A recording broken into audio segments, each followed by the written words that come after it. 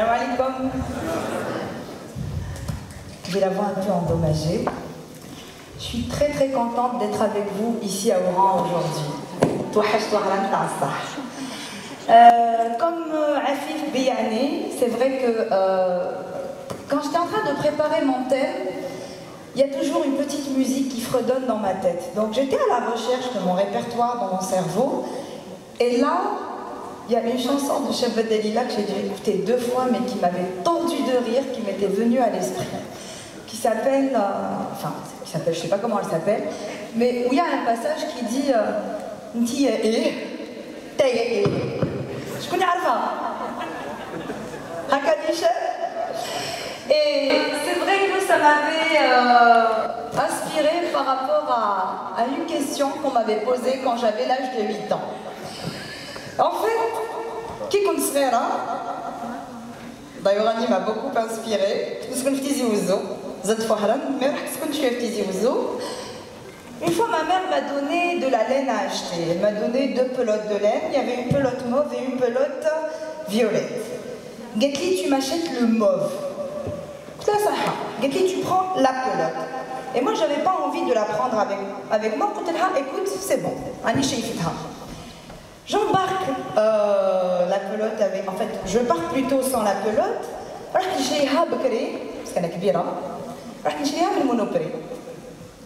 Je trouve en effet du violet et du mauve et la confusion totale.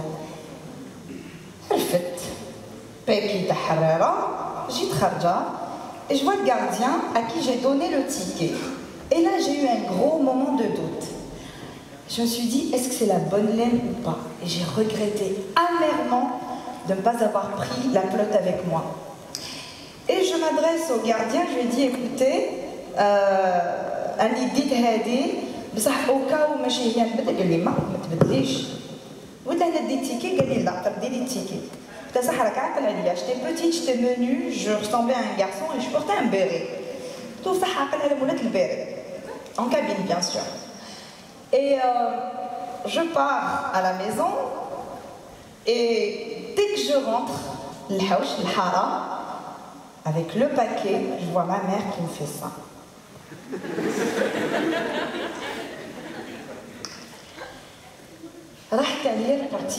Donc, je ne suis même pas arrivée vers elle, j'ai rebroussé chemin, j'ai couru au monoprix, je revois le gardien, le chauffeur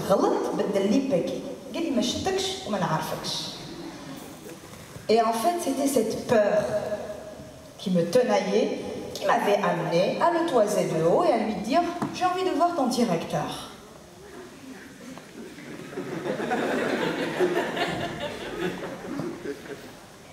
Et c'est à ce moment-là qu'il m'a posé la question « Nti yeshkoun »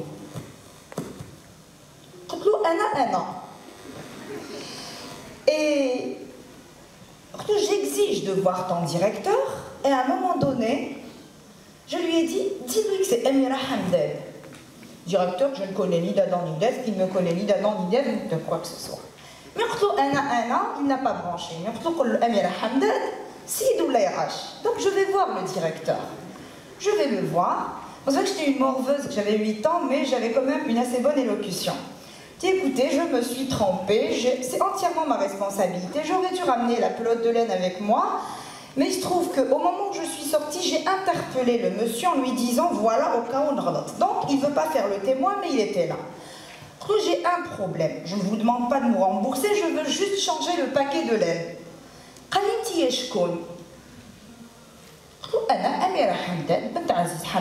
suis une petite fille de 8 ans et j'habite à la rue des frères Hamded aussi. Il m'a dit, mais en foi de quoi? Je réclame un droit, j'assume mon erreur et je viens pour effectuer un arrangement. Il me refait une tieshkol. Il était tellement peu gamin que قال لهم صحاب بدلوا لها الباكي تاعها تاعها رحت للدار فرحانه. Et bon, ma mère, je lui donne son paquet de laine, elle n'est même pas consciente de tout ce qui m'était arrivé. Et moi, je suis contente, et c'est en fait la peur qui m'avait tenaillée par rapport à la tariha que j'allais recevoir de ma mère, qui m'avait motivée par rapport à cela. Et c'est là que j'ai pris conscience que quand j'avais annoncé que je n'étais que moi, tout court, le gardien n'avait pas branché. Mais quand j'ai dit Ana Amira Hamdad et que je me suis présentée, c'est Faroha. Et c'est à ce moment-là, et durant tout mon parcours professionnel, que j'ai pris conscience de l'importance de savoir réellement qui en est. Quand j'ai fait ma formation en PNL, ce processus-là s'est matérialisé par des données scientifiques que je partage avec énormément de passion. Vous avez des objectifs? Eh oh! Ah non, vous êtes trop mous les Oranais, il se passe quoi là? Qui a un objectif? Ouais! D'accord. Tu as un bon pointeur. Vous avez des rêves? Oui. Un peu plus? Oui. D'accord. Vous avez des projets, j'espère? Oui. Ok. Qui veut être entrepreneur? Ouais, histoire de... D'accord. Qui veut vivre une belle histoire d'amour? Vous êtes réconfortant. Mais il est clair que tu dois savoir, est-ce que... Qui me dit là? راك عارف انت شكون. Et c'est là où la chanson de Dalila m'avait traversé l'esprit d'Altia et Mtaïa. D'accord? Parce que ça veut dire toi tu es quoi? Mais au final tu es qui? Et très souvent, j'entends l'expression tu sais pas ce que je suis. Non, tu sais pas qui tu es. D'accord? Et le terme qui revêt une dimension extraordinaire. Dans un concept scientifique qui s'appelle les niveaux logiques de Benson que j'ai étudié en Belgique, quand on parle de fonctionnement ou de dysfonctionnement, on parle d'environnement. Et là, ça va permettre à ceux qui se sont posé la question, est-ce que l'environnement peut avoir un frein dans son évolution professionnelle? Il faut juste déjà le situer. D'accord? Ça va de ta structure familiale, ok, en passant par tes paramètres culturels, en passant par ta ville, en passant par ton pays. Et si tu as une vision internationale, il n'y a pas de souci pour cela. Mais il est très important d'identifier ton environnement. Et c'est où, quand et avec qui. Ensuite, un autre levier qui est les comportements. Comment tu agis? Là, aujourd'hui, je suis une personne plutôt communicative, quoique j'ai été une très grande timide. Quels sont tes comportements? T'es introverti, t'es extraverti, t'es timide, t'es fonceur. Tu es comment? Tu dois savoir comment tu es. Et puis, là, donc, ça parle des actions et réactions. Ensuite, tu as tes capacités. C'est ta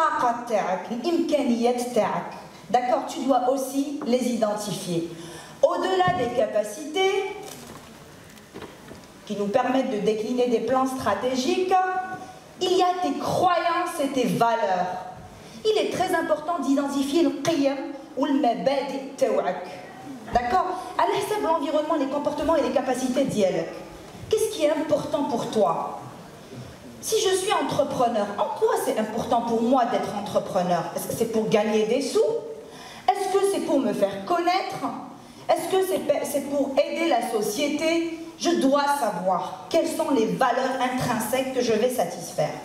Un levier supérieur qui est l'identité.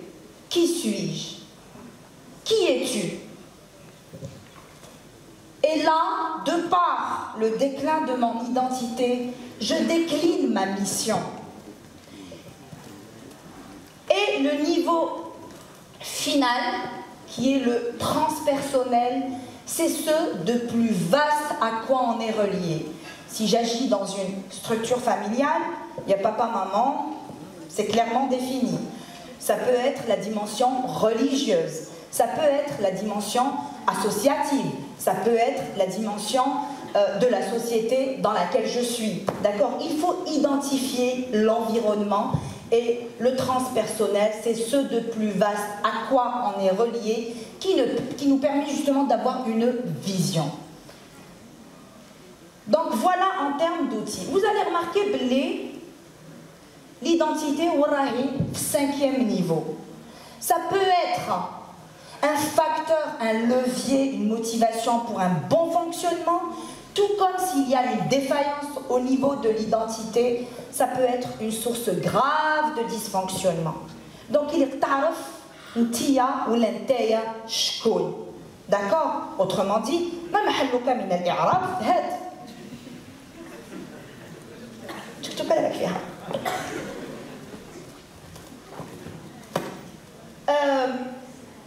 J'allais vous raconter une histoire, mais comme le temps imparti est un peu court, je vais juste vous rapporter les dernières évaluations justement que j'ai eu à effectuer par rapport à cela. Je suis en train de former des formateurs. Et jeudi passé, on avait fait un tour de table par rapport à leurs appréhensions sur justement leur certification. كاين يقول لك لا ما عنديش مشكل غير مازال ما لقيت la documentation. D'accord? كاين يقول لك je suis timide mais j'ai besoin de pallier à cela. كاين يقول لك j'ai la conviction que je suis pas fait pour être un formateur. كاين يقول لك oui je peux بصح الشركة تاعي غادي يكاسيوني. D'accord? J'ai 4 réponses, chacune revient et est analysée selon un niveau de fonctionnement ou de dysfonctionnement. Donc, il faut savoir aussi, de par nos réactions, quels sont nos niveaux de fonctionnement ou de dysfonctionnement. Focalisez-vous sur votre identité. Alors, maintenant, moi j'aime bien parler avec outils. On va analyser très rapidement des pistes pour vous connaître. Il est très important de connaître votre prédominance sensorielle. Des statistiques relèvent qu'il y a 40% de personnes qui sont visuelles. Une personne visuelle est une personne dont le cerveau a une fonctionnalité comme un appareil photo. Une personne auditive, le cerveau taha, elle a une fonctionnalité comme un magnétophone. Une personne kinesthésique, le cerveau taha a une fonctionnalité comme un capteur de sensations. Donc, il a un visuel, les images. On تعامل معاك toi qui es auditif اللي خصك الكلام الموزون وكل كلمه عندها قيمه في ودنك alors que انا الفيزوال غير نهمص. D'accord? Est-ce qu'il va y avoir un canal de communication fluide? Non. Donc si je ne sais pas quelle est ma prédominance sensorielle, je ne peux pas adapter mon langage selon mon interlocuteur. Donc vous avez déjà une petite piste par rapport à cela. Donc tapez sur cela et vous allez découvrir le mécanisme de connaissance de votre prédominance sensorielle. On a tous des polarités. Des fois, je suis Amira, ou j'ai plein de choses qui sont contradictoires en moi. On est tous façonnés de par des choses qui sont parfois contradictoires. Il n'y a aucune honte à les identifier. Donc, la congruence et la cohérence vient justement du moment où on a identifié ces polarités. Et à ce moment-là, tu vas apprendre à te centrer sur toi-même. D'accord? Et là, tu vas vraiment rassembler toutes tes forces. Et tu vas apprendre aussi à conforter ton estime de toi et ta confiance en toi. En parlant de moi, je vous invite aussi à analyser une autre piste. Tonton Berne, ou bien Eric Berne, c'est l'analyse transactionnelle. Ami Berne, il y a 3 états du moi. Le parent, l'enfant et l'adulte.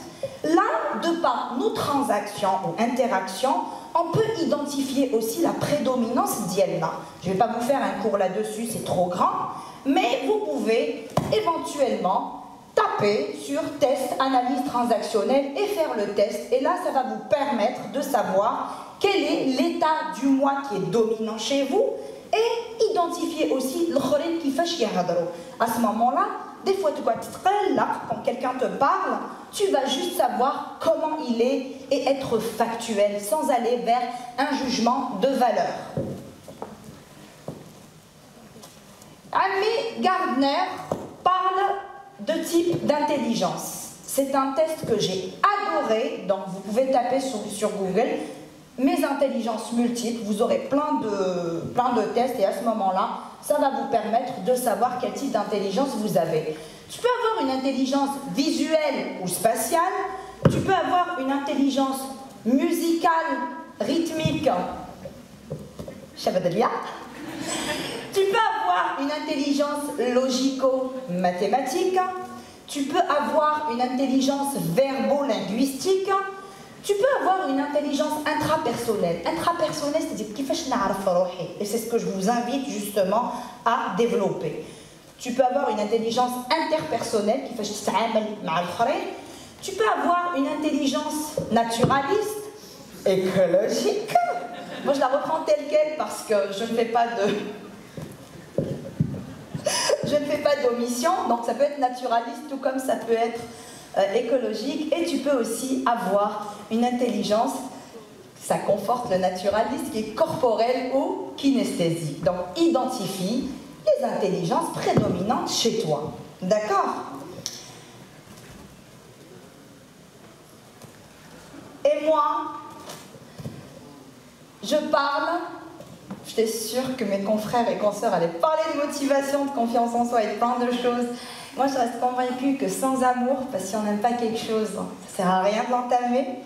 Et sans passion, ça ne sert absolument à rien du tout. Donc, merci. Et je vous invite à prendre une petite minute avec moi, lever la tête, admirer cette magnifique œuvre d'art qu'est ce théâtre. D'accord? Prenez juste le temps. Donnez-lui la passion.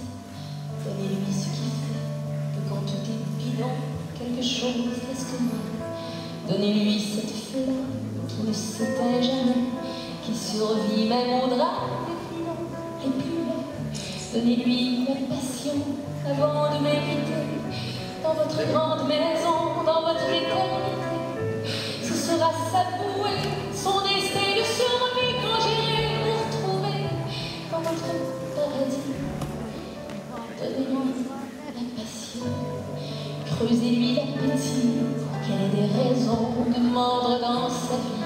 Si vous prenez la main, donnez-lui au moins ça pour soulager sa peine, pour remplacer ma voix quand ma jeune malheureuse